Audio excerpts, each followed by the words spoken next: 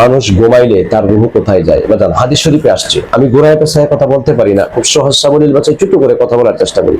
মানুষ যখন ঘুমিয়ে যায় তখন ঘুমটা হচ্ছে একটা মৃত্যুর মতো। বাজান ঘুম আর মৃত্যু এটাকে একই ভাবে তুলনা করা হয়েছে। মানুষ যখন ঘুমিয়ে যায় তখন মানুষ কিন্তু মরণের মতো, মৃত্যুর মতো। এই জন্য মানুষ ঘুমিয়ে গেলে মানুষের রুহটা আরশে অর্থাৎ আসমানে চলে যায়, আল্লাহর কাছে চলে যায়।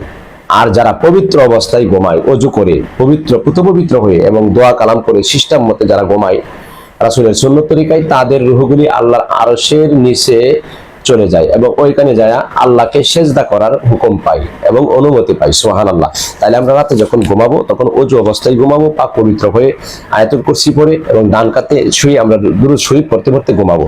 কারণ ঘুম মানে মৃত্যু। আল্লাহ ইচ্ছা করলে কারোর রূহ ফিরিয়ে দেয়, জাগ্রত হয়, আবার কারো রূহ ফিরিয়ে না দিলে আর কিন্তু আর জাগ্রত হয় না। ঘুমের মধ্যেই অনেকে মারা যায়, কেউ বলে স্ট্রোক করছে, কেউ বলে হার্ট অ্যাটাক করছে। এটা আল্লাহর কিরিশ সমাধান, আল্লাহ যে নির্দোষ থাকবে। এর জন্য যেহেতু আমরা মরণশীল, পৃথিবী থেকে আমরা চলে যাব, তাহলে আমরা যেন অজু অবস্থায় পুত পবিত্র পাক পবিত্র হয়ে আমরা যেন দুরূদ শরীফ পড়তে পড়তে যেন আমরা ঘুমাই ইনশাআল্লাহ। তাহলে আমরা আজকে জানলাম যে মানুষ ঘুমাইলে মানুষের রুহটা আসমানে চলে যায়, আল্লাহর কাছে চলে যায়।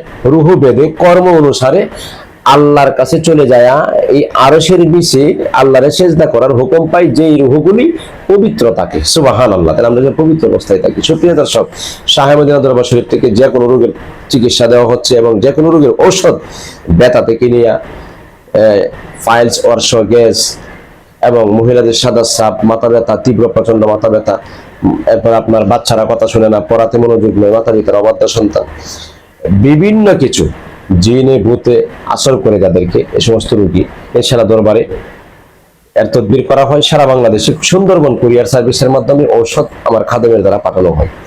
আপনি ইনশাআল্লাহ ইচ্ছা করলে স্ক্রিনে দেওয়া নম্বরে আমার সাথে যোগাযোগ করতে পারবেন। আজকের মতো এখানে শেষ করছি। সকালে ভালো থাকুন। আসসালামু আলাইকুম ওয়া রাহমাতুল্লাহি ওয়া বারাকাতুহু।